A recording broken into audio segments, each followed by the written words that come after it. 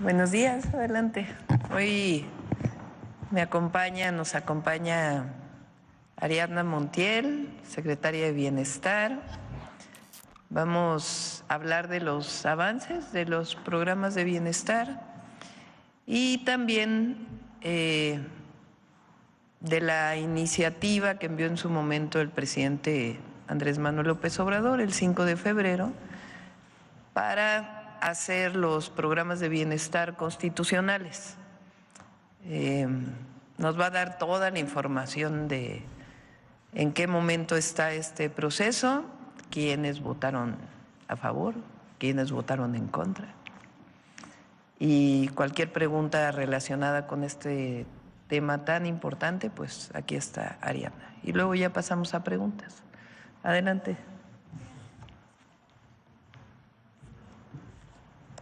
Buenos días, buen inicio de semana. Con el permiso de la presidenta, ponemos la presentación del informe.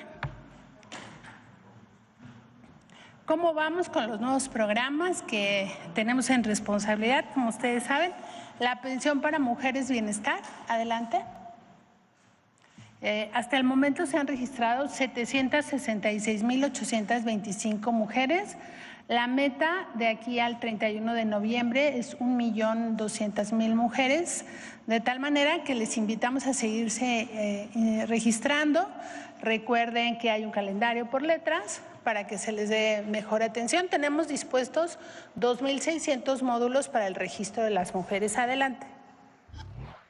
Aquí tenemos fotos de cómo se han estado registrando. La presidenta nos ha estado visitando en los módulos para saludarlas, pero también eso nos ayuda mucho a que todo lo que se supervisa pues siempre rinde mejor resultado. Adelante. Adelante. Y sobre el programa de salud casa por casa, como saben, estamos haciendo un censo de salud y bienestar. Al sábado 26 de octubre hemos hecho un total de 889,573 visitas. Estas visitas se hacen casa por casa, se aplica un cuestionario, son 789,077 adultos mayores que hemos visitado en sus domicilios y 100,496 personas con discapacidad. Estamos todos los servidores de la Nación, las servidoras de la Nación en estas actividades, tanto en el registro como en el censo casa por casa y en el apoyo de Acapulco. Adelante. Estamos yendo a todas las comunidades donde hay beneficiarios de la pensión. Adelante. Muy bien, ahí termina lo que tiene que ver con el informe y si me ayudan con la presentación de las reformas. Como lo ha comentado la presidenta. ¿Cuándo se va a pagar adulto mayor? Sí, la pensión de adulto mayor la vamos a iniciar a pagar el siguiente bimestre, lo que corresponde a noviembre y diciembre. A partir del día 4 de noviembre ya les estaremos compartiendo el calendario. Recuerden que la dispersión de los programas se hace a través del Banco del Bienestar con su tarjeta que ya tienen los adultos mayores, las personas con discapacidad, el programa de madres trabajadoras y el programa Sembrando Vida, de tal manera que se hace esta dispersión por letra. Como ustedes saben, estamos llegando casi a 13,7 millones de beneficiarios en el caso de los programas que se dispersan de esta manera bimestralmente y se hace por letra del apellido, de tal manera que días previos estaremos publicando el calendario, pero para que los adultos mayores, las personas con discapacidad ya estén atentos a esta información. Adelante. Respecto a la reforma constitucional, como ustedes saben, lleva un proceso. En este momento se ha aprobado en la Cámara de Diputados y nos pareció oportuno informar en qué versa la pensión. La reforma fue presentada por el presidente el 5 de febrero de este año. Es una reforma que contempla un paquete de 20 iniciativas, uno de ellos el paquete de bienestar, que eleva a rango constitucional y convierte en derecho los programas de bienestar.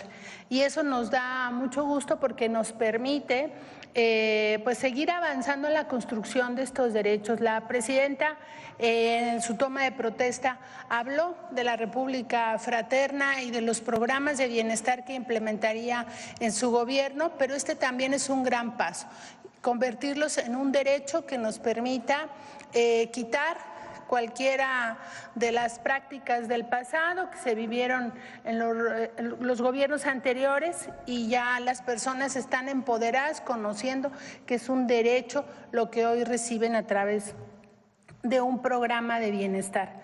La primera reforma al artículo 4 versa en que la pensión para personas con discapacidad sea universal. Y aquí la reforma lo que dice con precisión es la federación y las entidades federativas. Como ustedes saben, hemos venido firmando convenios con ya 23 estados para que esta pensión se logre, su universalidad, con la participación de la inversión del Estado y del gobierno federal, de tal manera que esta modificación a este artículo 4 en materia de discapacidad garantiza que continuemos con estos convenios. Adelante. También el artículo 4 y la Constitución hoy tendría por primera vez el derecho a la rehabilitación y habilitación de las personas con discapacidad. Esto es muy importante porque para las personas con discapacidad alcanzar su autonomía tiene que ver con que haya una rehabilitación en la edad temprana. Por eso se plantea en esta reforma que sea con prioridad a los menores de 18 años, porque las niñas, los niños, los adolescentes y los jóvenes tendrán la oportunidad de una vida mejor si esta rehabilitación se hace en un tiempo adecuado. Adelante. También armonizamos lo que ya sucedía en materia de la pensión de adultos mayores. Ya sucedía a los 65 años, se entregaba la pensión de manera universal. En la reforma del 2020 quedó a 68 años la población general y a 65 años la población indígena. Pero hoy se está ya armonizando con lo que sucede y ya queda el derecho constitucional a partir de los 65 años, la entrega de la pensión no contributiva para los adultos mayores. Adelante. Y aquí en esta parte del artículo 4 se plantea que las personas con discapacidad menores de 65 años recibirán esta pensión y las personas mayores de 65 años recibirán la pensión de adulto mayor. Es decir, tendrán una pensión las personas con discapacidad toda su vida, pero cambiarán a los 65 a la otra pensión. Y quien no viva con discapacidad, pues tendrá su pensión a partir de los 65 años. Para hacer la diferencia y dejar muy claro que no son dos pensiones para una persona mayor de 65 años que vive con discapacidad. Es en el rango de la edad y evidentemente pues les conviene a ellos en medida que el monto de adulto mayor es un monto superior. Adelante. También en el artículo 4, perdón, esto es muy importante. Se establece que el Estado va a garantizar cada año mayor presupuesto a estas pensiones, que por lo menos haya un incremento de la inflación para mantener el valor de la pensión. Adelante, de las pensiones. Adelante.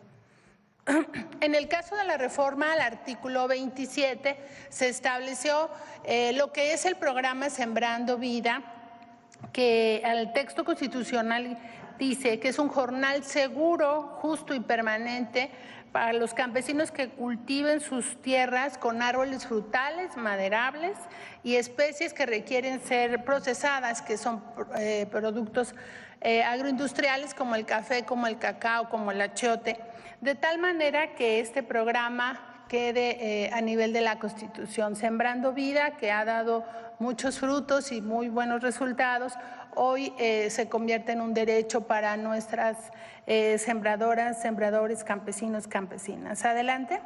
También en la reforma al artículo 27 se define un apoyo anual directo para la entrega de fertilizantes gratuitos para productores de pequeña escala. Esto es muy importante porque toda la reforma está pensada en atender a los más pobres.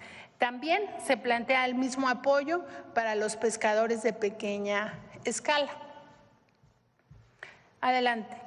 Y se establece también en el artículo 27 que el Estado mantendrá precios de garantía para el maíz, para el frijol, para el trigo panificable, para la leche y el arroz como productos básicos, y todos estos programas se van a regular respecto a lo que la ley secundaria o en el caso las reglas de operación que adquieren una vez publicadas el nivel de ley.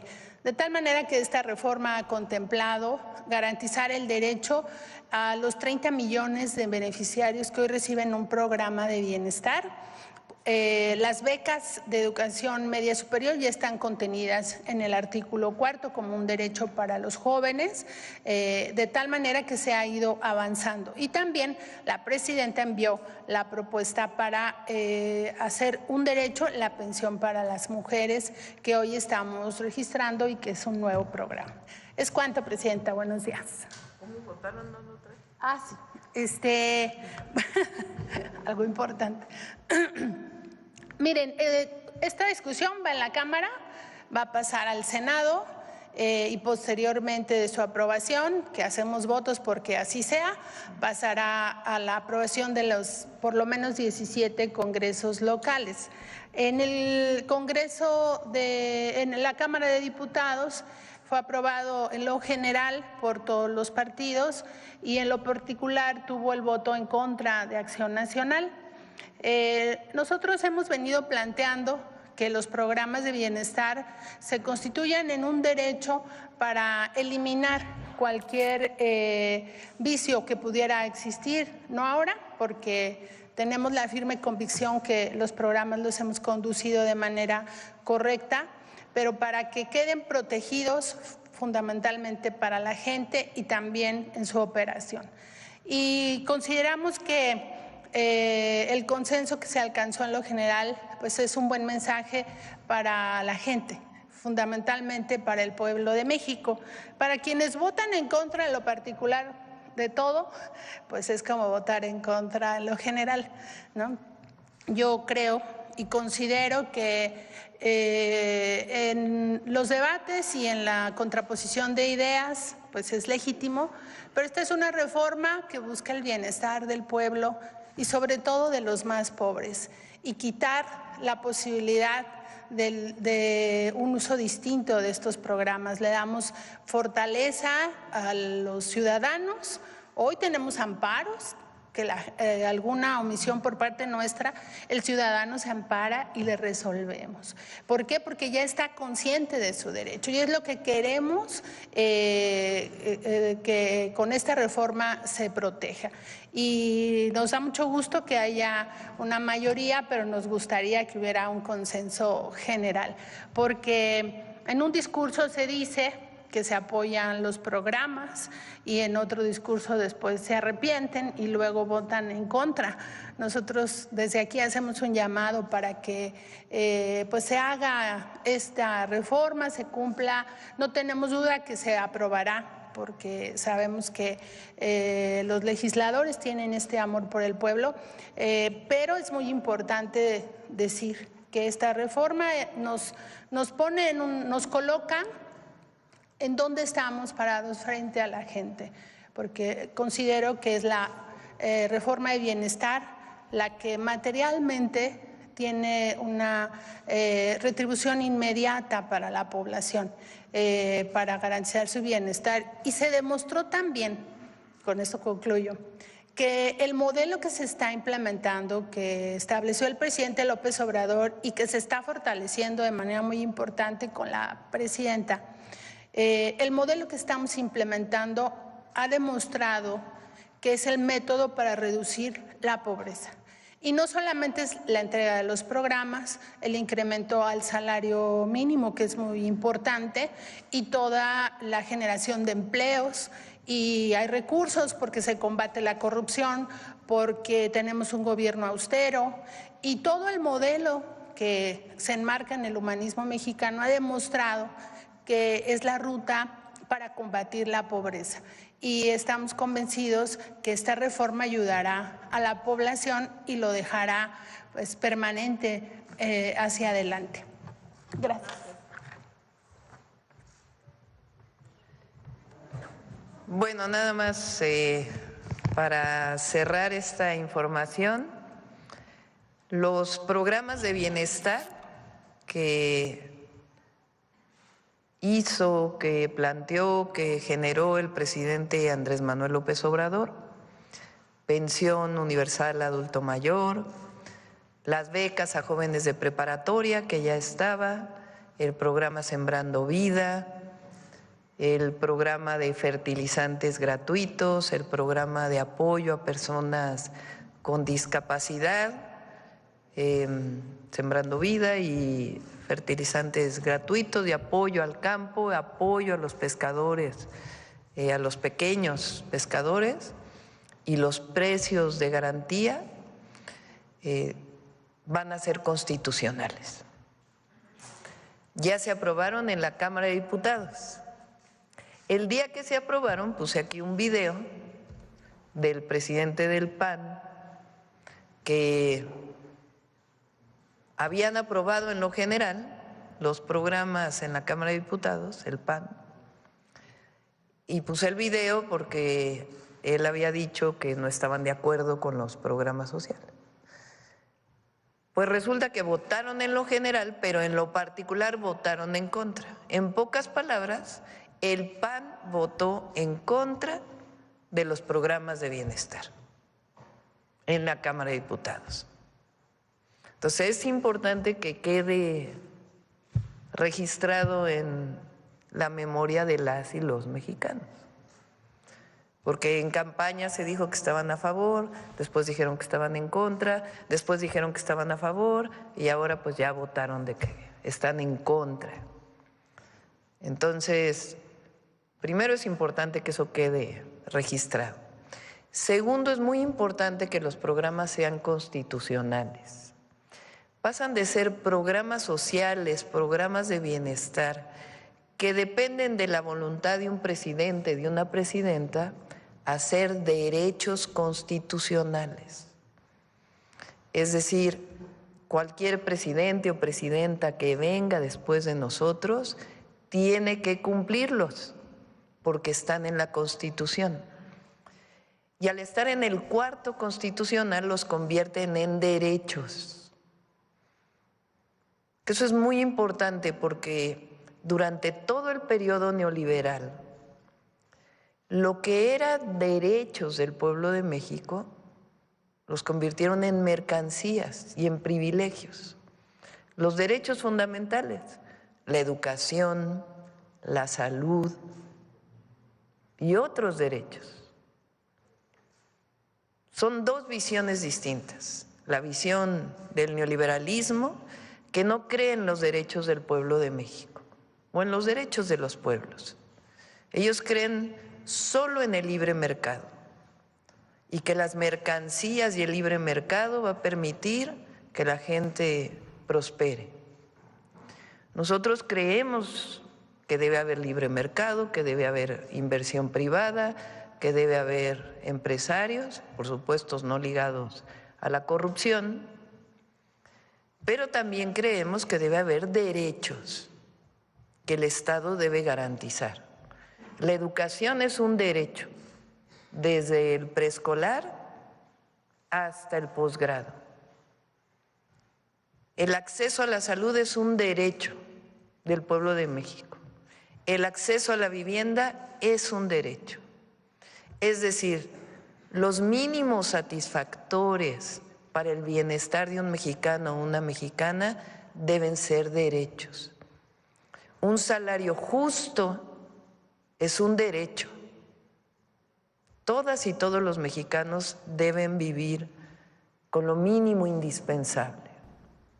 Y eso es lo que nos va a dar felicidad. Eso decía desde entonces Morelos y la Constitución de Apatzingán. distinto a que todo lo provea el mercado. Entonces son dos visiones, la del neoliberalismo y la del humanismo mexicano.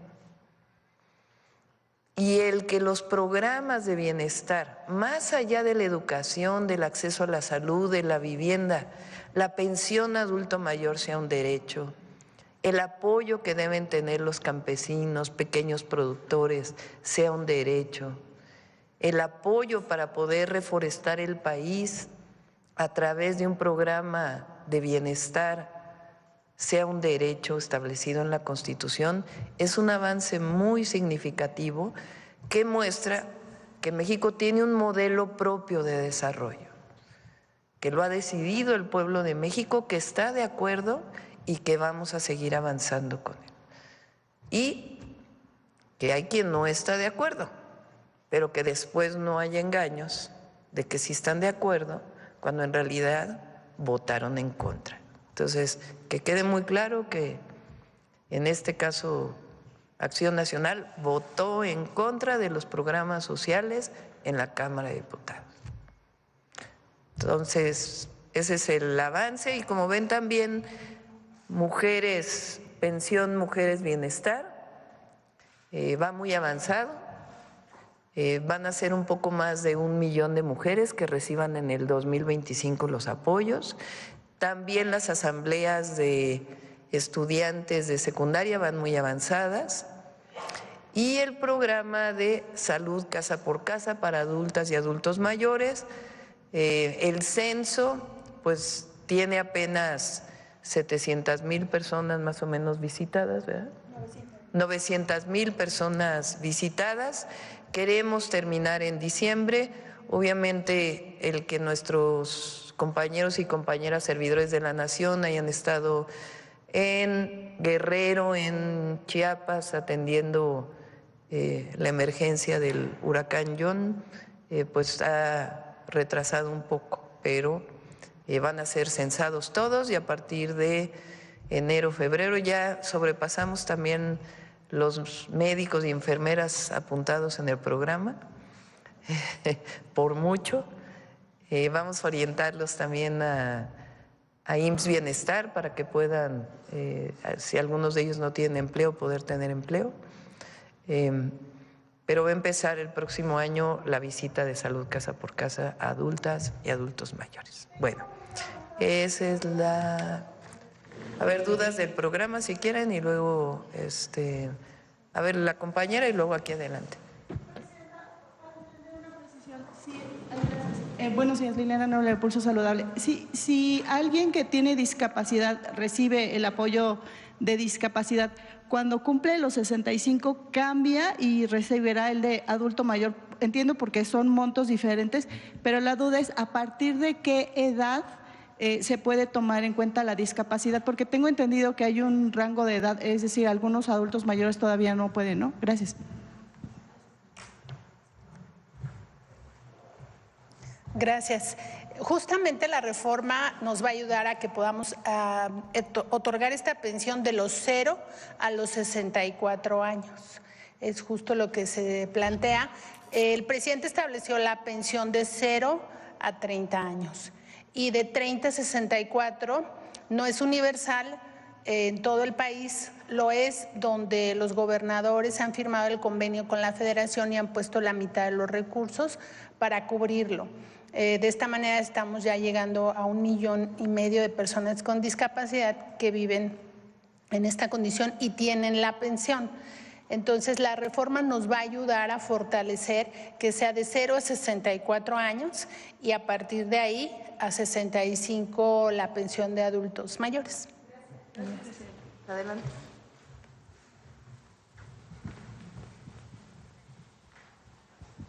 Buenos días, Presidenta. Buenos días a todos. Muchísimas gracias por darme la palabra. Tengo, de hecho, una pregunta acerca de este tema en cuanto a salud casa por casa, que pues ya comenzaron a hacer el censo de salud de bienestar.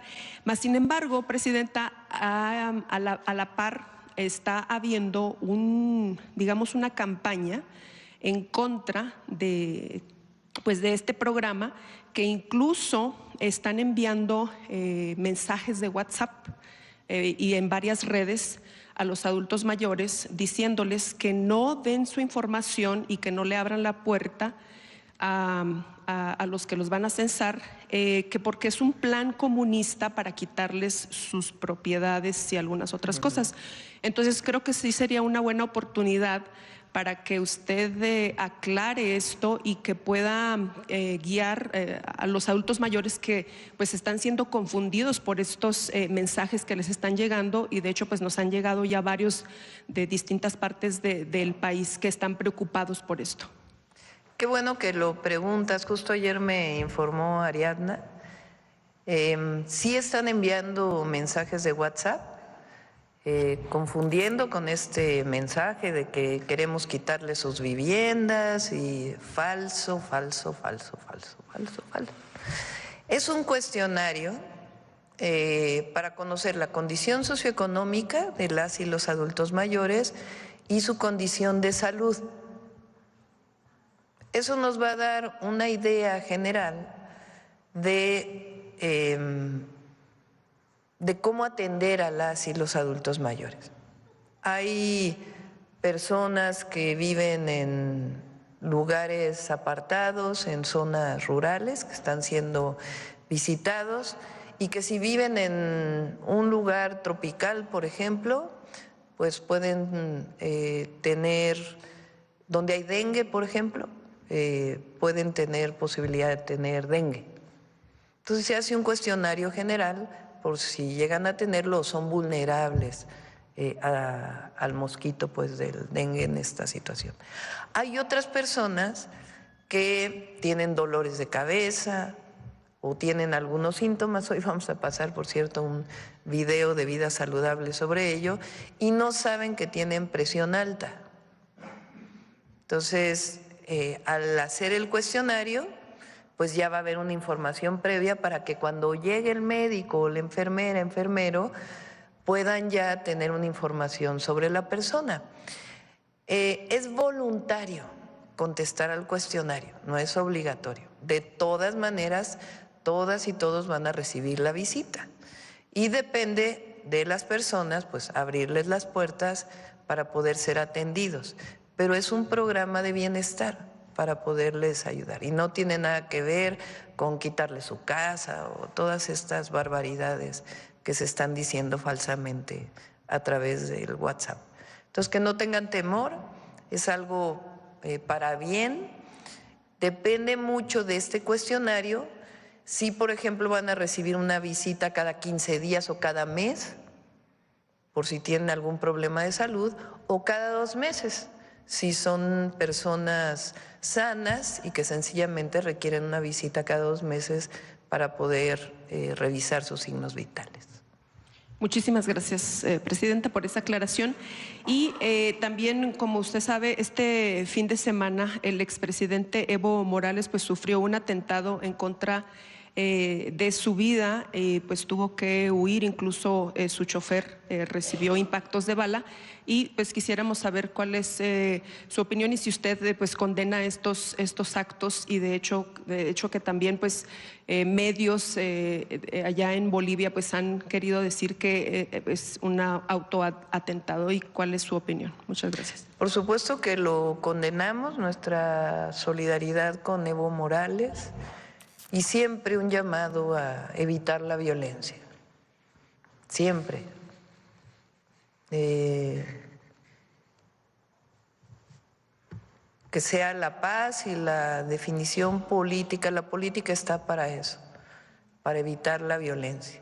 Entonces, nuestra condena a este hecho y también nuestra solidaridad, y siempre la búsqueda de la paz y la no violencia. Y ya por último, Presidenta, ¿cuál es su opinión acerca de los hechos de represión que sufrieron los artesanos en Querétaro también este fin de semana, donde fueron pues sacados, ¿verdad?, de la plaza por vender sus artesanías? Muchas gracias. Igual es el diálogo siempre. por encima de todo. Puede haber un programa de ordenamiento de comercio en vía pública, pero es a través del diálogo como debe resolverse, no a través de… Hay que dar otras alternativas. Las personas que trabajan en vía pública, si no van a estar en un sitio por un programa de ordenamiento, pues hay que darles otras alternativas, porque son familias que viven dignamente. Aquí se hizo un programa, también hubo en algún momento, no como pasó en Querétaro, alguna situación de algún inspector, algún vigilante que tuvo alguna situación de no diálogo, vamos a ponerlo así, con alguna persona, y siempre lo condenamos. Y buscamos siempre el diálogo, la orientación, las alternativas para poder dar pues una posibilidad de vida a todas y a todos los mexicanos que se dedican a esta noble actividad.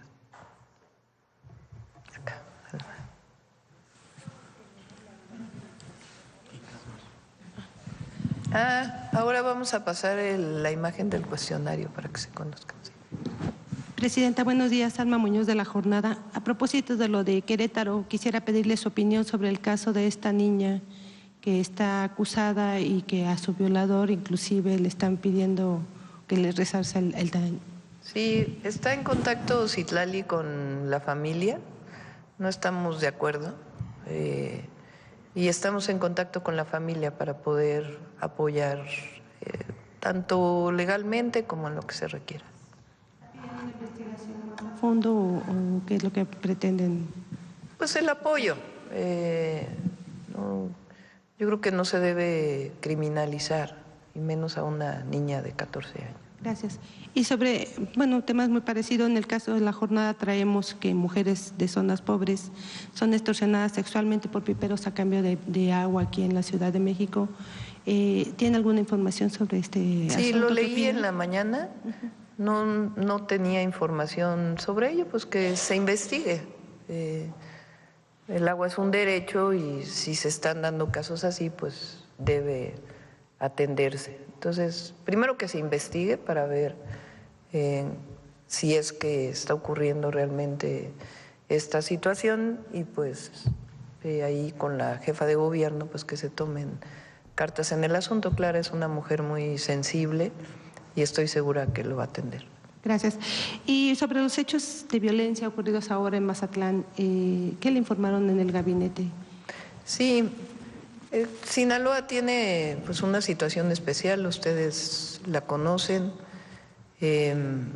producto pues de esta detención que hubo, que todavía se pide información, que fue una detención en Estados Unidos a partir de un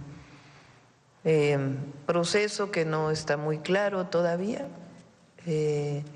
y se está atendiendo sobre todo con presencia y con inteligencia.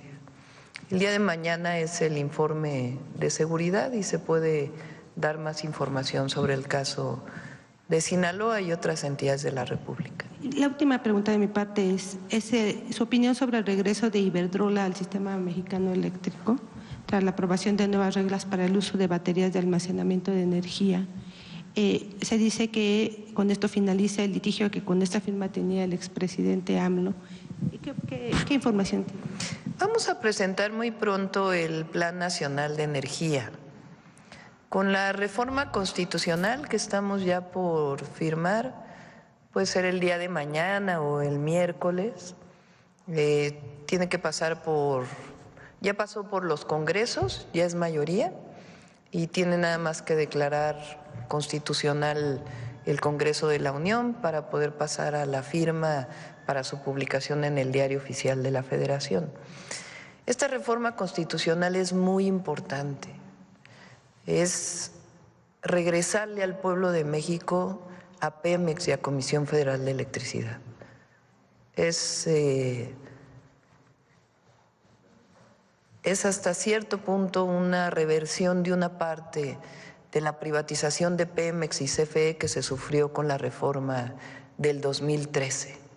Entonces, fortalecer a las empresas públicas como empresas públicas, porque con el nombre que le habían dado en la reforma del 2013 de empresas productivas del Estado, aunque formalmente eran del Estado, al hacerlas productivas y quitarles el nombre de públicas, hacían que solamente su regulación estuviera en el marco mercantil y que dejaran en realidad de pertenecer al pueblo de México.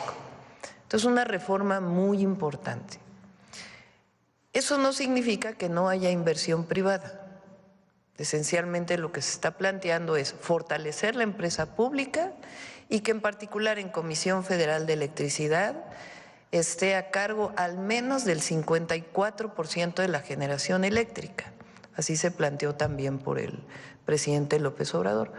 Hoy, con la compra que se hizo de las plantas de Iberdrola hace cerca de 3 años más o menos, ya el Estado produce 54% de la generación y queremos que se mantenga así, 54%, 46%. Entonces, para que, como la generación de energía crece, porque la demanda crece, porque va a haber más industrialización en el país y además todas y todos los mexicanos pues tienen acceso a la electricidad. Por cierto, en unos días se va a iluminar una de las comunidades que no tenía electricidad en Baja California Sur, gracias al trabajo de CFE.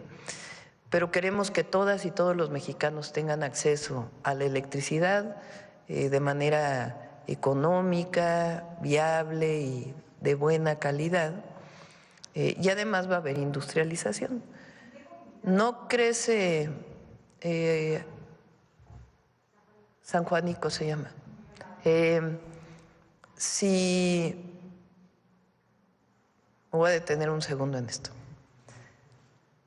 Hace mucho tiempo se pensaba que conforme crecía el PIB es pues una forma de medir la riqueza que genera un país, que conforme crecía la economía, la energía iba a crecer a la misma tasa. O sea, son 2 gráficas que iban a ir a la misma velocidad. Durante mucho tiempo se desarrollaron procesos de eficiencia energética, ahorro de energía, y entonces hoy se sabe que no necesariamente deben crecer a la misma velocidad, que puede crecer el PIB y la energía, si se usa más eficientemente, pues entonces crece, pero no al mismo ritmo. Pero de todas maneras va a haber crecimiento en la generación eléctrica. Eso significa que CFE, la empresa pública, pues debe todavía generar más electricidad y una parte de ella con fuentes renovables de energía, porque queremos que contamine menos e impacte menos en el cambio climático global. Y otra parte, el 46% que le toca a los privados, pues también va a crecer. ¿Cómo va a crecer? Esas son las reglas que estamos determinando. Hay una parte muy importante, porque antes se decía, si tienes fuentes renovables de energía y eres un privado, antes de la reforma constitucional que se acaba de aprobar y antes de que llegara el presidente López Obrador, si tienes energía, fuentes de energía renovable, y eres un privado, puedes entrar automáticamente a la red y además no pagas la red de transmisión. Esa era la regla. ¿Qué problema tienen las fuentes renovables? Que no siempre están funcionando. Como es solar, pues entonces cuando hay sol generan, cuando no hay sol no generan. La eólica, ¿qué problema tiene? Pues cuando hay aire genera, cuando no hay aire no genera, o cuando hay viento más que aire no genera. Entonces les llaman intermitentes. Pero el sistema eléctrico debe recibir una energía constante, porque si no, pues estas intermitencias generan problemas incluso técnicos. Entonces ahora se cambió la regla y se van a cambiar las reglas. No puedes entrar en cualquier momento, bajo cualquier circunstancia, porque incluso vas a generar problemas técnicos. Entre las reglas que se están planteando es, tienes que tener bancos de baterías, tienes que tener un sistema que garantice que el voltaje va a ser constante, o sea, reglas técnicas. Esas reglas para el 46% lo está trabajando en este momento Comisión Federal de Electricidad y la Secretaría de Energía. No se han definido todavía, se están trabajando. Entonces, esta idea de que Iberdrola entra como entraba antes, pues no necesariamente. Sí va a haber espacio para la inversión privada, pero con ciertas reglas. Y esas reglas tienen que ver con la transmisión de electricidad, con que lo que entre al sistema sea no genere problemas técnicos, vamos a decirlo así, y siempre la empresa pública, la que es del pueblo de México, va a garantizar que tenga el 54% al menos de la generación eléctrica. Vigilancia sobre empresas como Iberdrola y todas las... Más que vigilancia, reglas claras, que le ayudan al privado y que le ayudan al sistema público y que le ayudan en general pues a la nación y al servicio público que todos recibimos. ¿Qué más? Acá por acá. A ver, vamos a poner el cuestionario que se está haciendo para que se conozca. A ver, en lo que lo ponen, adelante. Buenos días, doctora, presidenta de la República, secretaria Ariadna. Buenos días a todas y todos. Zósimo Camacho, de Luces del Siglo. Se ha dicho en semanas anteriores, a propósito de esta sentencia en contra de Genaro García Luna, pues sobre los saldos que generó este personaje en su paso por la vida pública. Se ha hablado de su paso por el narcotráfico, pero también de un esquema para extraer recursos públicos en las que no se había comentado, pero también habría que señalarlo, hasta periodistas en este esquema se encuentran también.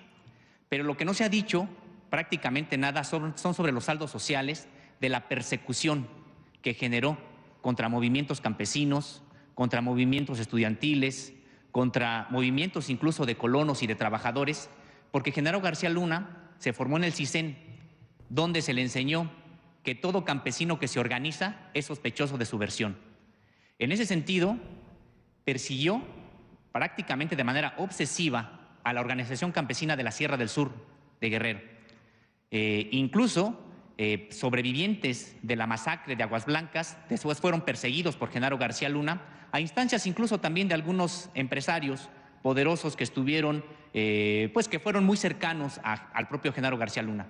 Hoy está preso todavía Antonio Barragán Carrasco, sobreviviente de la masacre de Aguas Blancas, integrante de la Organización Campesina de la Sierra del Sur, después de más de 24 años, 13 de los cuales los ha pasado sin sentencia.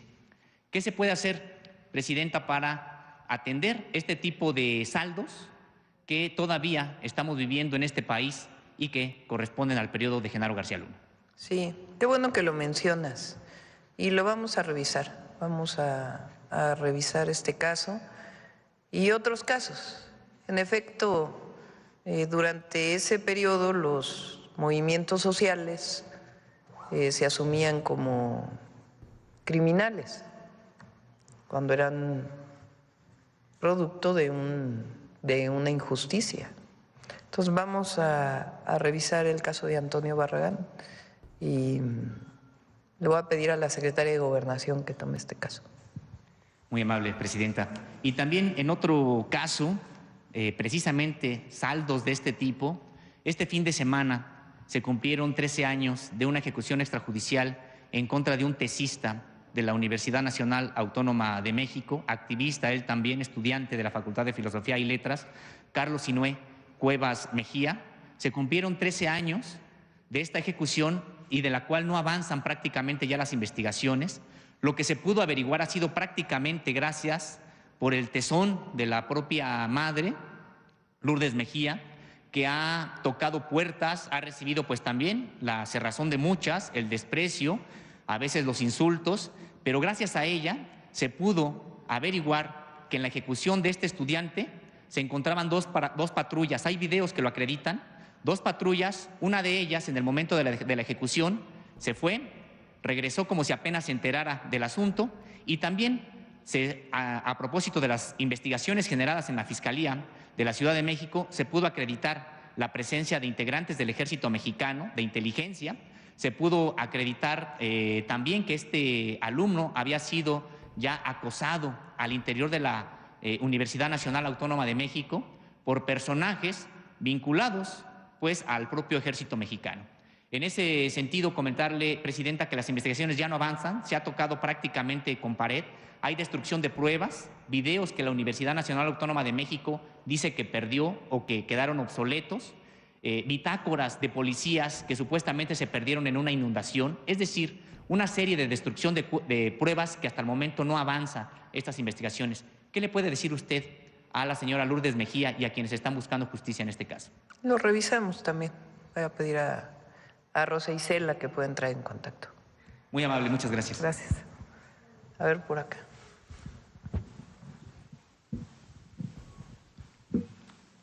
Buenos días, Presidenta. Ivonne Menchaca, reportera de Grupo ASIR.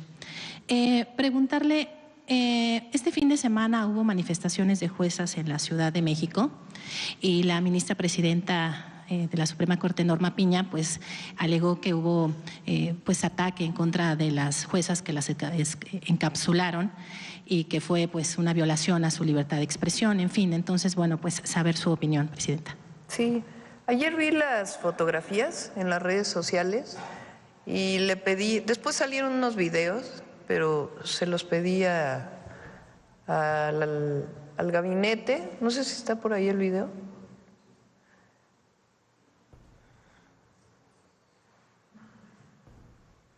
Es el momento en que están entrando los pilotos de Fórmula 1.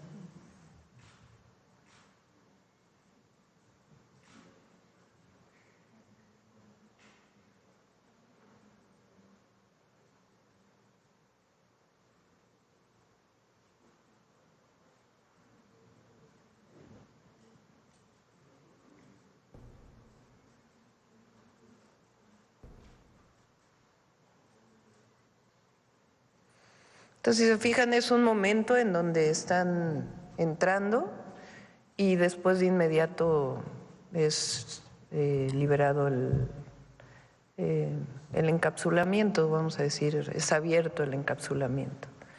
Esa es la información que tenemos, pero entiendo que van a dar más información. Entonces, se vio la foto, pero no se vio pues todo el momento. Fórmula 1 pues es un evento muy importante nacional, internacional, y en realidad se protegía a quienes estaban entrando en ese momento para evitar que se cerrara la puerta y después se libera. Esa es la información que tenemos hasta el momento. Muy bien, gracias. Preguntarle si nos puede dar algunos avances en el marco de los programas sociales. Que por cierto, también nuestra felicitación al Checo Pérez, porque luego que vienen ahí las críticas y todo lo demás, y siempre a las y los mexicanos deportistas que tienen, a veces no salen bien en una competencia, pero se levantan y compiten en la siguiente, y eso es lo que hay que aplaudir, y no luego esta cosa de que se va todo el mundo contra el deportista, el atleta, el piloto. Entonces siempre hay que apoyar a todas y a todos los mexicanos. Gracias. Preguntarle entonces, de este programa del sistema de educación inicial, decía que no íbamos a regresar a las guarderías, a todo aquel sistema que, bueno, pues se interrumpió o se cerró, ¿no? Para las madres trabajadoras. Si nos podría adelantar si ya tiene algunos avances de este programa que me parece que es fundamental y que hace falta. No sé si tenga ya algunos avances que nos pueda compartir. Planteamos, las estancias infantiles de Calderón fueron un negocio. Ese fue el grave problema. Supuestamente era para ayudar a las madres. Y en realidad fueron concesiones que ni siquiera cumplían con las más mínimas condiciones, pues con la tragedia que vivió todo el país, porque no solo los padres y madres de la guardería ABC. Entonces, estaba planteado como un negocio para quien cuidaba a niños o niñas. Y en realidad, la educación inicial, porque así debe considerarse más que una guardería. Yo fui a guardería a los 8 meses, una guardería del ISSSTE. Mi mamá trabajaba, mis hijos fueron a guardería del Seguro Social. Pero más que guardería, porque guardería quiere decir guardar a los niños, pues en realidad hoy se sabe que es un proceso no solamente de cuidados que ayuden a la madre a que pueda salir a trabajar, si es el caso, si es que así lo desean, sino también es un proceso en donde las y los infantes pues entran en un proceso educativo desde los primeros meses o los primeros años de vida.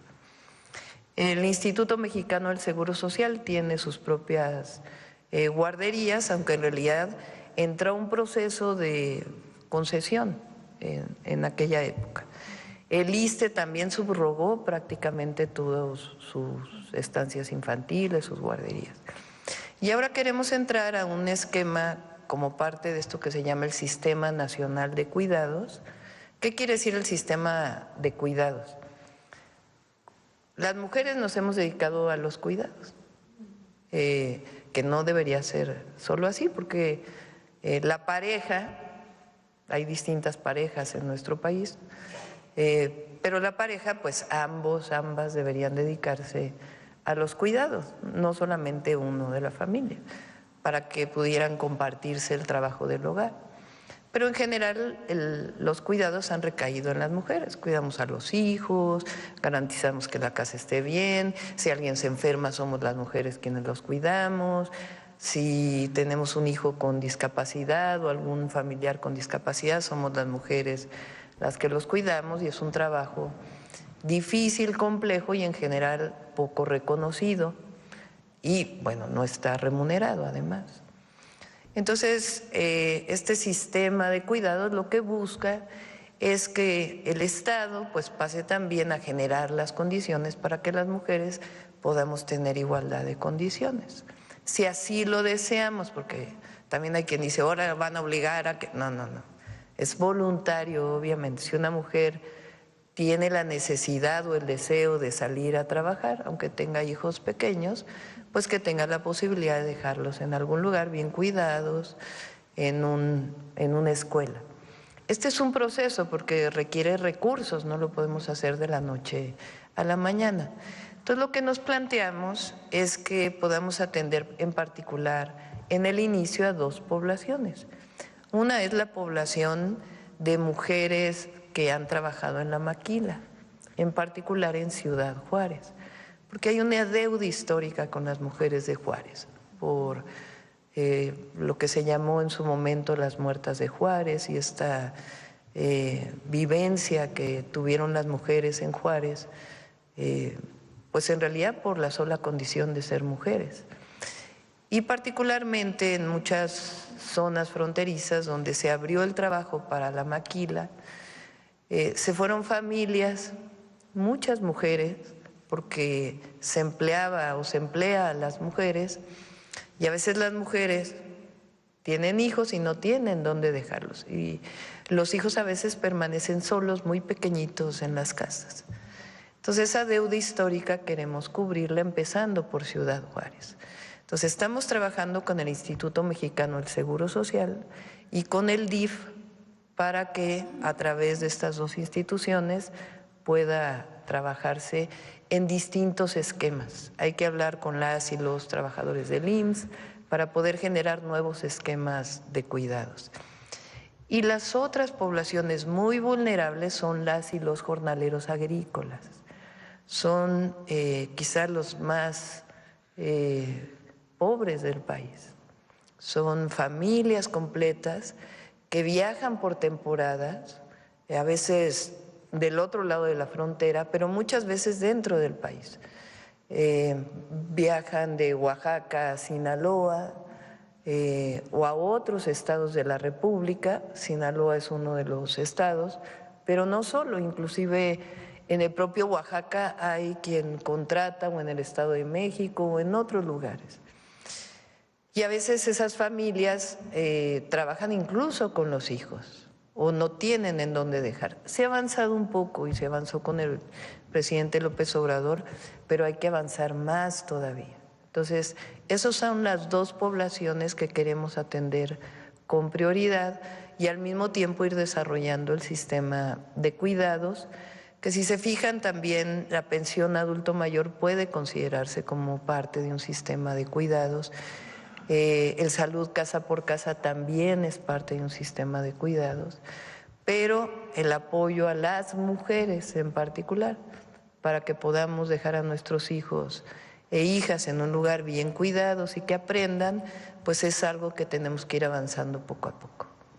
Ya para finalizar, Presidenta, la semana pasada una diputada de Morena, Julieta Vences, presentó una iniciativa de reforma al artículo 323 del Código Penal Federal para despenalizar el aborto a nivel nacional hasta las 12 semanas. Entonces, bueno, preguntarle su opinión y si apoyaría esta iniciativa. Ya decidió la Corte en este caso, yo lo he planteado. La Corte ya hizo una norma general para todo el país y ahí está pues la definición.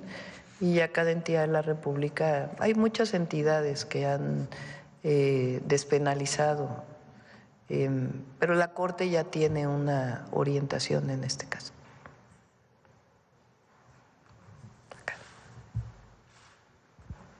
Acá. Ya Sonora ya ha participado mucho en las mañaneras. Ahorita Buenos días. Pero llegó temprano, tiene una virtud. Adelante. Buenos días, Yusbel Carolina de Código Libre. Presidenta, en estos temas de lo que pasó el fin de semana, también hubo enfrentamientos en Tempa de Galeana Guerrero y también en Tabasco, ¿no? También hubo bastantes enfrentamientos ahí. Y el Fondo Monetario, el Departamento de Hemisferio Occidental del Fondo Monetario Internacional habla de que si continúan estas violencias podría afectar mucho en la economía. ¿Qué le responde usted? No estoy de acuerdo. Hay una estrategia de seguridad que va a dar resultados. Como lo he planteado, no es de un día a otro. Ya se habló mucho durante el periodo del presidente López Obrador y hubo una disminución del número de homicidios en la tendencia, que es muy importante. Había este debate de si hubo más en general, pero es muy importante la tendencia. No es lo mismo que los homicidios vayan creciendo a que vayan disminuyendo. Y nosotros nos hemos comprometido que poco a poco van a ir disminuyendo los homicidios porque hay una estrategia. Y vamos a ir pacificando poco a poco al país en las zonas en donde todavía hay problemas de inseguridad y de violencia. En particular, Sinaloa es un caso especial por lo que ya conocemos y hay otras entidades de la República donde se está atendiendo. Vamos a seguir informando sobre las acciones de seguridad porque a veces solamente se ve el caso, pero no se ven, por ejemplo, las detenciones. No se ve las incautaciones de droga que se han estado haciendo y se ha estado trabajando de manera integral. Entonces vamos a seguir trabajando y la economía de México está sólida. Hay siempre y en particular ahora estas situaciones de nuestro peso vinculadas también a lo que está ocurriendo en este momento en los Estados Unidos, pero la economía nacional está sólida y vamos a avanzar en seguridad. De igual manera, el candidato Donald Trump habló sobre el reciente asesinato de un veterano del ejército en Estados Unidos ocurrido la semana pasada y él habla que de ser elegido pues enfrentará a los cárteles, pero no informó cómo trabajará con su gobierno. ¿Qué le responde también a esto? A ver, coordinación. Siempre es, como lo hemos dicho, es coordinación sin subordinación. Coordinación, diálogo y trabajo conjunto para poder atender sobre todo los temas que nos competen a ambos. Particularmente el tema del fentanilo en Estados Unidos, pues es un tema de salud pública y que casi por razones humanitarias hay que apoyar. También es importante, en su momento lo planteó el presidente López Obrador y también creo que hay que plantearlo, es qué pasa del otro lado de la frontera. O sea, porque aquí hay delincuencia organizada, hay una estrategia, pero ¿qué pasa del otro lado de la frontera? ¿Cómo se vende el fentanilo en los Estados Unidos? ¿Qué pasa cuando hay droga que pasa del otro lado? ¿Que allá ya no hay cárteles? ¿Qué pasa con el recurso financiero de la venta de distintas drogas y en particular el fentanilo? Entonces es aquí, pero también es allá. ¿Y qué pasa también con las armas que pasan de Estados Unidos a México? Ahora lo que vimos de el caso de Tecpan en Guerrero, pues eran armas de alto calibre que vienen de allá. Entonces es algo que implica que tiene que haber coordinación, trabajo conjunto, siempre debe ser así, pero con soberanía, sin subordinación, sino con diálogos de alto nivel que nos lleven a avanzar en esta coordinación. Y por último, hablando de frontera, Presidenta, hay muchos migrantes que están en el limbo tras la decisión de Estados Unidos de no otorgar permiso a varias nacionalidades, Ciudad Juárez, Chihuahua y otros. Y esta cantidad de personas, sobre todo mujeres, están siendo víctimas de trata de personas. Las están maltratando, les están pidiendo dinero después de sus trabajos de explotación sexual que tienen por allá. También han sido víctimas del Instituto Nacional de Migración, que ya, bueno, no los atienden bien, pero esto creo que está muy fuerte, esto aparte de la migratoria. Usted ha hablado de unos ejes centrales para abordar esto, pero últimamente, ¿qué nos puede decir de esto? ¿Cómo abordarlo? Porque la cantidad de migrantes que ya hay en la frontera con esta decisión de Estados Unidos, pues está muy grande. Ha disminuido la llegada de migrantes a la frontera por una estrategia integral y también de repatriación, vamos a decirlo así, a los lugares de origen. Se llegaron a tener en diciembre del 23 al 24 el mayor número de migrantes en la frontera y ahora con esta estrategia integral que nosotros le hemos dado seguimiento ha disminuido de manera importante. Hay trabajo con los gobiernos de Centro y Sudamérica para evitar la migración y nosotros vamos a seguir insistiendo en el fondo, que es la atención a las causas. Necesariamente, por supuesto debe haber atención humanitaria, bienestar, tiene albergues muy importantes. Ariadna le da seguimiento personal a casos. Hace unos días me platicó de una mujer que lamentablemente tiene cáncer y la están atendiendo, cuidando en uno de los albergues. Es decir, hasta ese nivel de atención se tiene en los albergues de bienestar, en donde la propia secretaria tiene información de la situación que están viviendo y hay atención humanitaria. Y hay que seguir avanzando en ello. Pero para disminuir la migración, atención a las causas. Y ese siempre va a ser nuestra narrativa, nuestra orientación. Llegue el presidente Trump o la vicepresidenta Harris, esa es nuestra política, de que debe atenderse las causas profundas de la migración, porque la gente no migra por gusto. La gran mayoría, habrá casos, pero la gran mayoría migra por necesidad.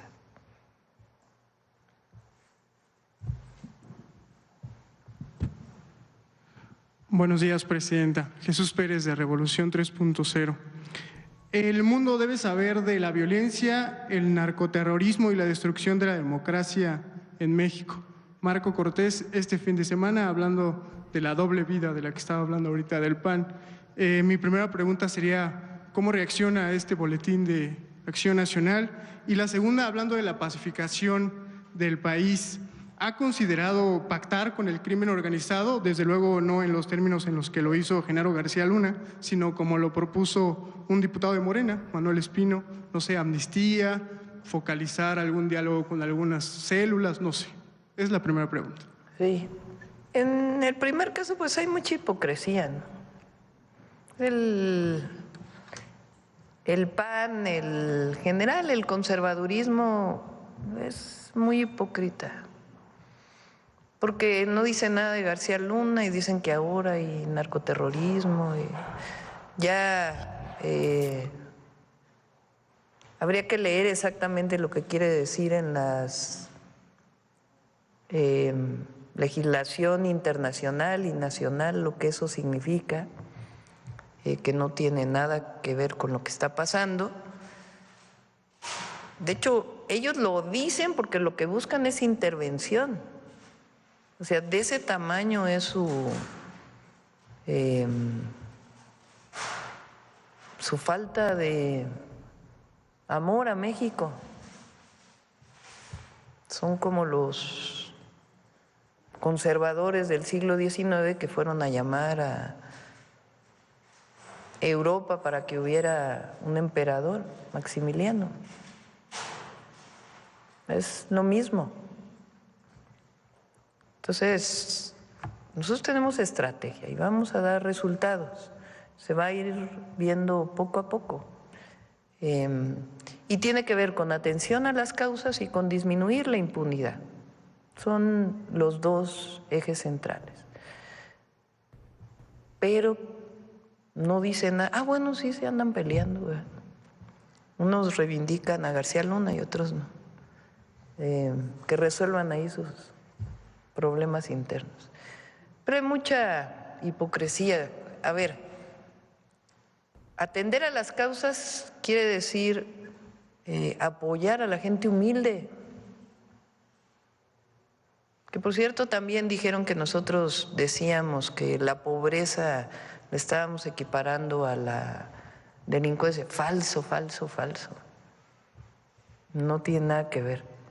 Pero sí tenemos que atender a un joven que puede acercarse a una banda delictiva como una opción, cuando en realidad pues no es una opción.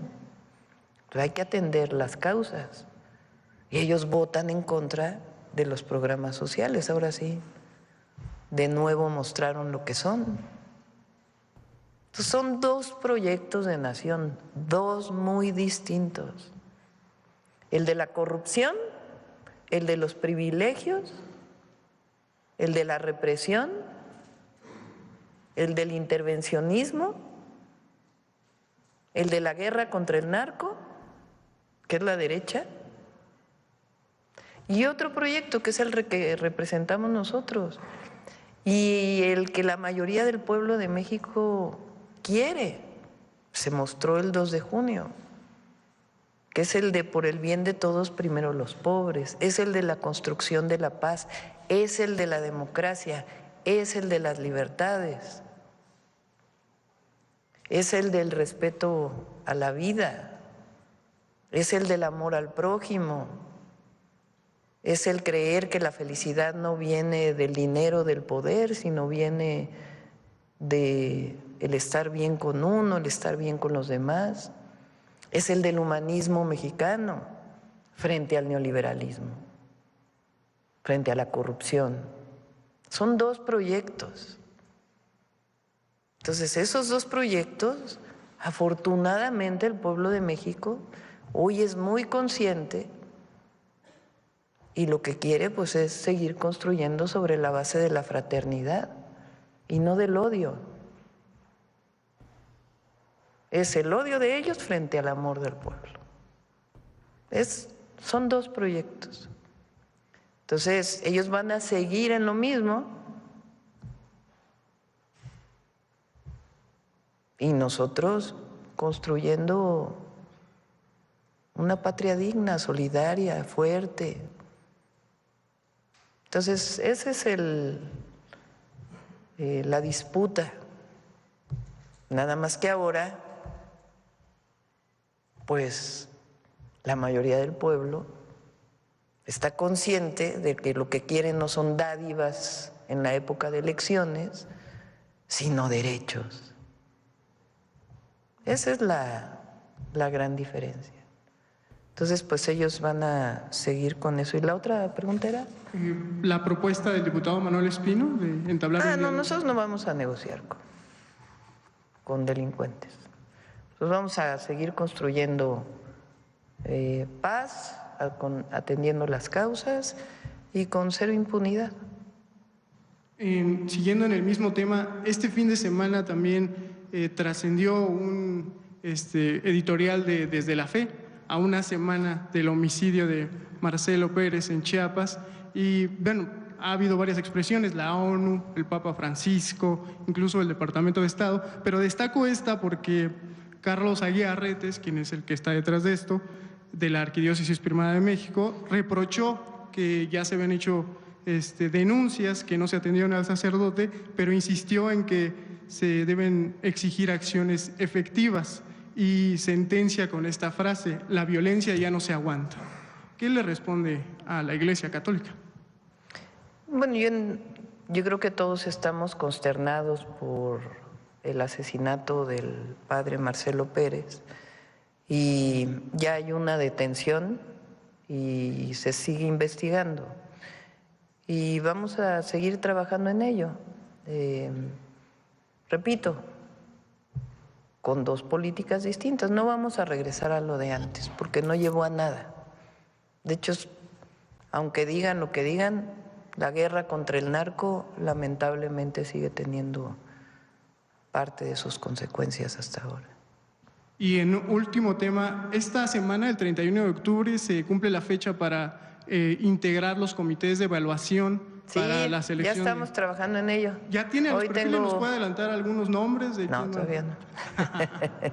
Ya lo voy a presentar esta semana. Recuerden que tenemos que presentar a 5 personas reconocidas, que son los que van a seleccionar a las personas que van a participar en la elección de jueces, de las y los jueces, magistrados y ministros.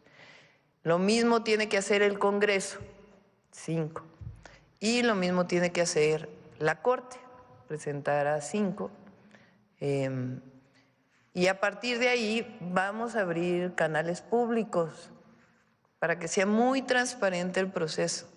Se va a abrir una convocatoria, se va a dar a conocer quiénes se inscribieron, quienes pasaron la primera prueba, que es que realmente cumplan con los requisitos que están establecidos en la Constitución.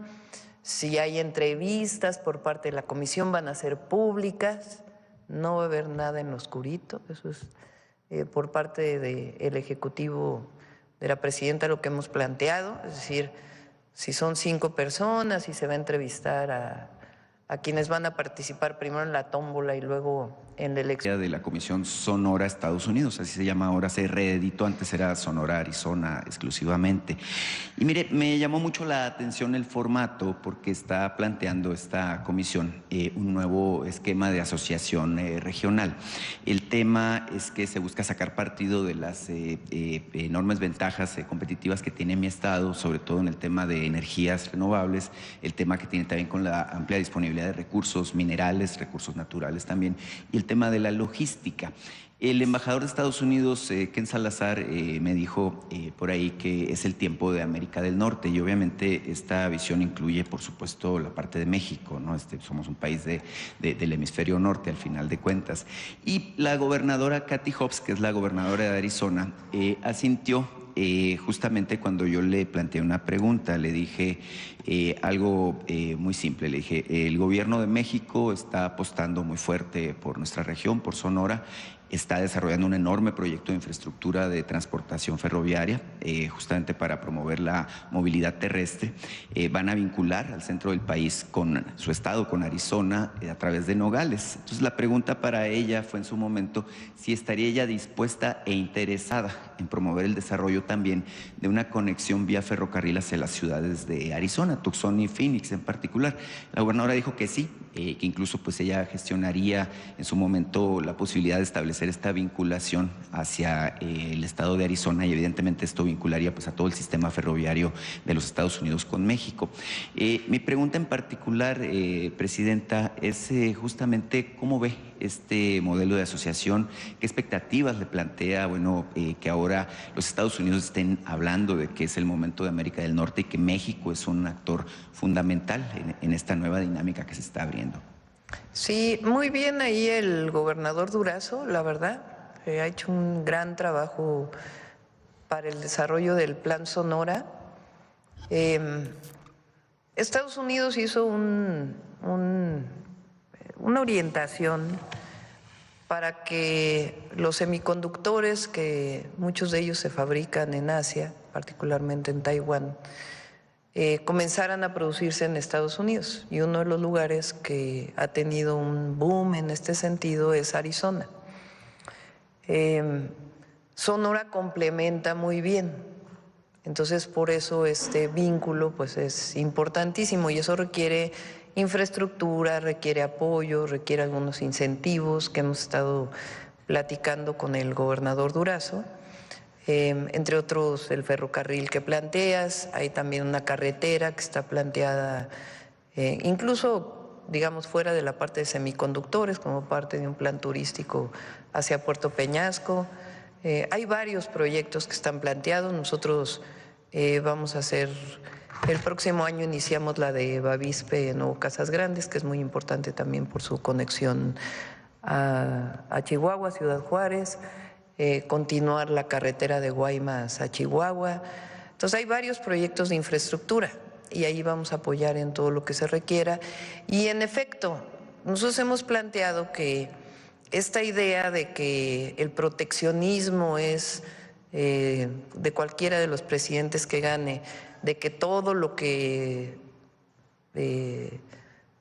produce Estados Unidos o empresas de Estados Unidos se produzca en Estados Unidos, pues es una visión que va a generar incluso aumento en los productos en Estados Unidos, y que por la mano de obra y otras necesidades en Estados Unidos no necesariamente es la mejor opción. Por eso hemos planteado que con Canadá y México nos complementamos, no competimos, y que además este esfuerzo debe irse hacia todo el continente. Entonces esa va a seguir siendo nuestra posición, y esta integración que se plantea en Sonora pues tiene muchas posibilidades para Sonora y para todo el país. Claro que sí, seguimos dando pasos para hacer lo que le planteaba, ¿no? Ser la locomotora del nuevo desarrollo de México. La verdad estamos muy emocionados por todo esto. Mire, cuando voy a Sonora platico mucho con la gente, con el pueblo. Mucha gente me saludó y me dijo, oye, pues qué bueno que estás ahora con la presidenta. Comunícale, bueno, que estamos con ella, que la apoyamos, y que sobre todo lo que le ha gustado mucho a la gente de Sonora pues es la congruencia con la que usted se conduce. Este primer mes ha sido muy intenso en todos los aspectos. Que usted la semana pasada retomó el tema de la educación gratuita, y ahí es donde me quiero detener un poquito. Mire, en la campaña debe usted recordar que yo le planteé el caso de mi universidad, la Universidad de Sonora, que a diferencia de la UNAM, a nosotros sí nos convirtieron en el laboratorio del neoliberalismo, es decir, nos impusieron una ley orgánica injusta, antidemocrática, nos impusieron un modelo de cuotas. La ley 4, así llamada, que la impuso en su momento el gobernador Manlio Fabio Beltrones, pues ya fue derogada. Hay una ley que ya abre un juego mucho más abierto y más democrático de participación. El gobernador Durazo la impulsó. Lamentablemente sí persiste el modelo de cuotas en la Universidad de Sonora. Mire, en la universidad hay 37,000 estudiantes, una universidad bastante grande, y los que estudian en la Universidad de Sonora están obligados a pagar 700 pesos de inscripción, 500 pesos por cada materia, cada semestre, y es un asunto, bueno, que obliga a muchos jóvenes a tener que estudiar y trabajar, a pesar de que incluso hay un sistema de becas importante impulsado por el gobernador. El tema, Presidenta, es que la administración de la Universidad de Sonora maneja el fondo de cuotas, que es de aproximadamente 130 millones de pesos, con mucha opacidad. Fueron reprobados recientemente por el Instituto de Fiscalización de allá de Sonora, el ISAF, y justamente se maneja una burocracia dorada, enormes canonjías, y bueno, la Universidad de Sonora, al ser una universidad tan grande, recibe pues mucho subsidio de parte de la Federación, de parte del Estado. Se sabe que hay criterios de autonomía y todo esto, sin embargo, nosotros persistimos en la lucha, en la idea de que se elimine el sistema de cuotas.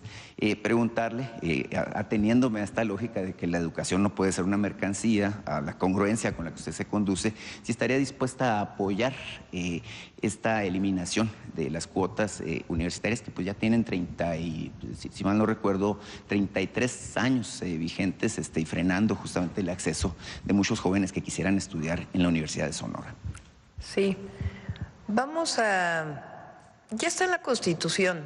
De hecho, fue una reforma que impulsó Martí cuando fue senador y que apoyó el presidente López Obrador, pues porque venimos del movimiento estudiantil, también Ariadna viene del movimiento estudiantil, aunque en otra generación. Por supuesto que yo pienso que toda la educación que imparte el Estado debe ser gratuita, porque es un derecho, y si no se convierte en un privilegio de aquellos que la pueden pagar.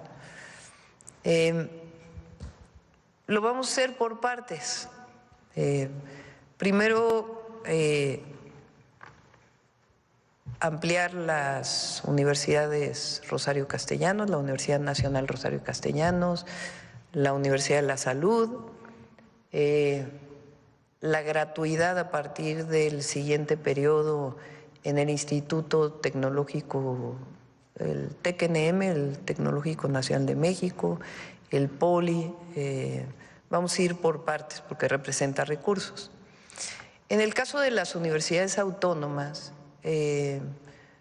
pienso yo que, y no es intromisión porque es un asunto de la autonomía y ellos lo tienen que decidir, tiene que haber también más transparencia en el uso de los recursos.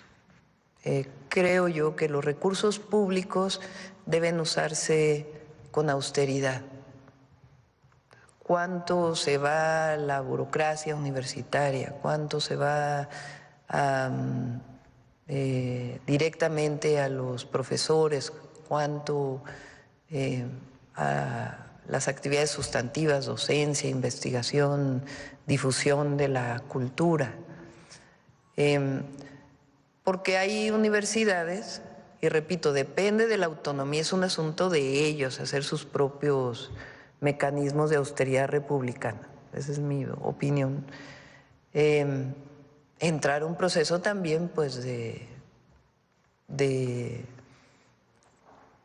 revisión de cuánto se va a qué y de transparencia.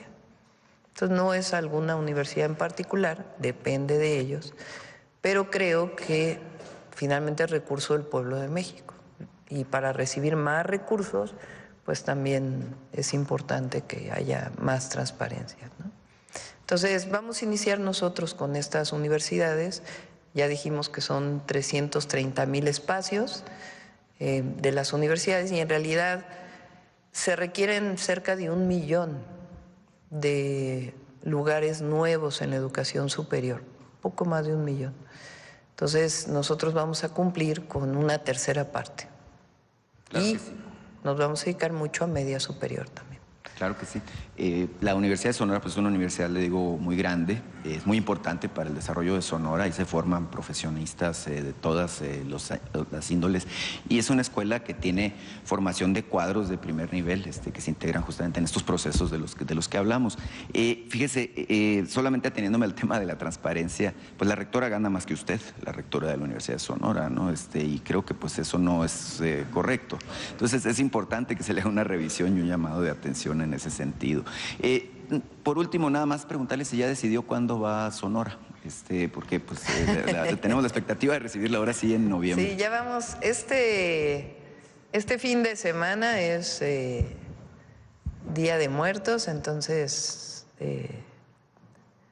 Vamos a respetar siempre a todas las familias. Es un día muy especial para todas las familias en México. Pensamos siempre en nuestros ancestros y eso es algo muy bello de nuestras culturas.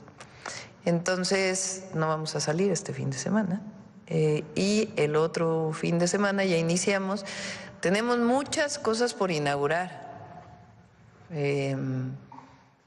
hospitales, centros de salud, carreteras. Entonces estamos revisando a ver cómo podemos consolidar estas inauguraciones para que también podamos pues darle continuidad a lo que inició el presidente López Obrador y cerrar con estas inauguraciones. Entonces una parte la vamos a dedicar a ello.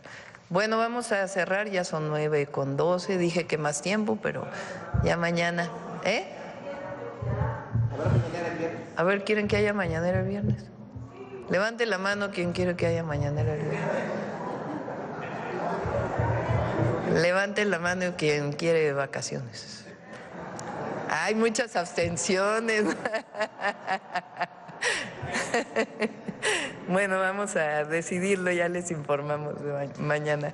Vamos a cerrar con vida saludable. Ahora vamos a hablar de la hipertensión, justamente, y ahorita nos dan los papeles.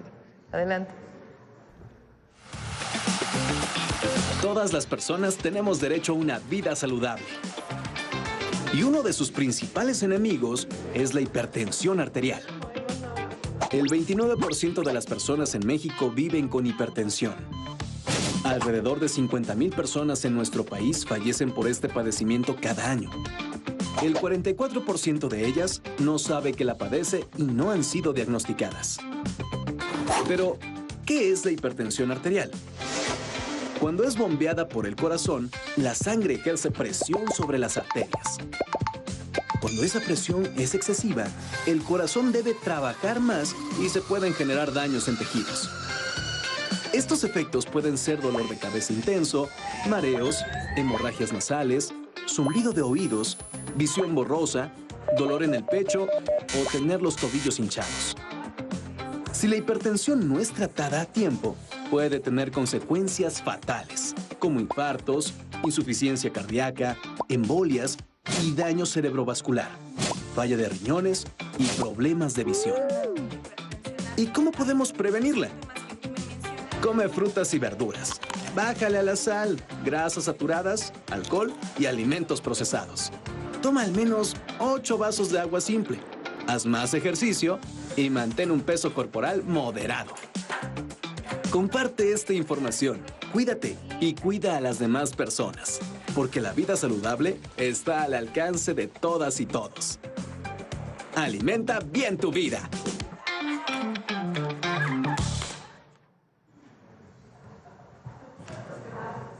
A ver el cuestionario rápido.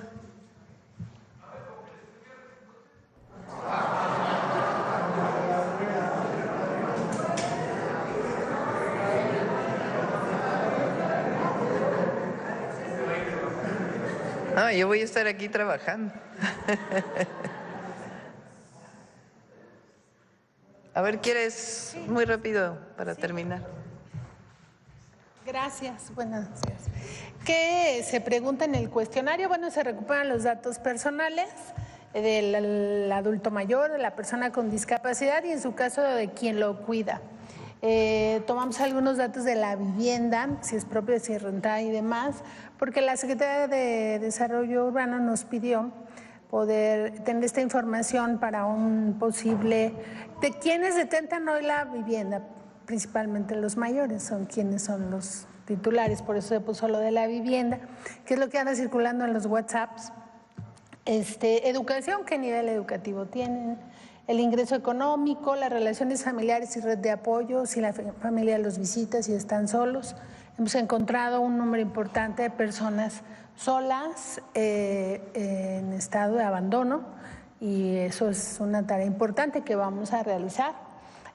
Ocio y esparcimiento, ¿no? Si hace ejercicio, si no lo hace, si...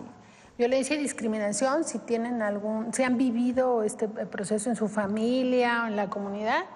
Y todo el tema de salud, antecedentes de salud, ya saben lo que se pregunta, si la familia ha tenido ciertas enfermedades, sobre las vacunas que se ha puesto en el último año, sobre las enfermedades que padece, estudios clínicos que se haya hecho o que necesite y no se haya podido realizar, cuántas visitas al médico en determinado periodo anterior, qué medicamentos toma, si vive con discapacidad, cómo se alimenta, si toma agua y demás sobre los alimentos, si hace actividad física y sobre la salud emocional. Y bueno, ya, se les pide una identificación oficial y su CURP. Eso es lo que se está preguntando en el cuestionario y los servidores de la Nación llevan un formato y regularmente está la familia apoyando las respuestas y quienes están solos nosotros también les auxiliamos en poder darnos las respuestas que buscamos en el cuestionario. ¿Es cuánto, Presidenta? Gracias. Va a ser reuniones internas hoy. Muchas gracias a todos y a todas. Sí. ¿Verdad, a Paulina? Pau. Gracias a todos. Buen día.